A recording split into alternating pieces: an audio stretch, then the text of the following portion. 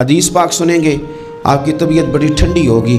میرے نبی پاک صلی اللہ تعالیٰ علیہ وسلم نے ارشاد فرماتے ہیں کہ جو بندہ سوال سے بچنا چاہے گا، ارادہ کرے گا اللہ میں نے کسی سے نہیں مانگنا، فرمایا جو سوال سے بچنا چاہے گا رب اسے سوال سے بچا لے گا، اور جو لوگوں سے بے نیاز ہونا چاہے گا کہے گا یا اللہ مجھے دنیا داروں کا محتاج نہ بناؤ، اپنی بارگاہ سے عطا فرما۔ جو لوگوں سے بے نیاز ہونا چاہے گا اللہ لوگوں سے بے نیاز کر دے گا، اور فرمایا جو صبر کا ارادہ کرے گا اللہ اسے صبر کی توفیق بھی عطا فرما دے گا۔ ارادہ تو کرے، پروگرام تو بنائے، توفیق تو اللہ دے گا۔ جو صبر کا ارادہ کرے گا اللہ صبر کی توفیق بھی عطا کر دے گا۔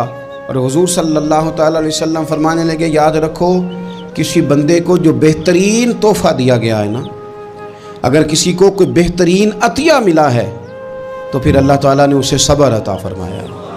یہ بہترین تحفہ ہے، اس سے زندگی سنور جاتی ہے، اس سے انسان باوقار اور مطمئن ہو جاتا ہے۔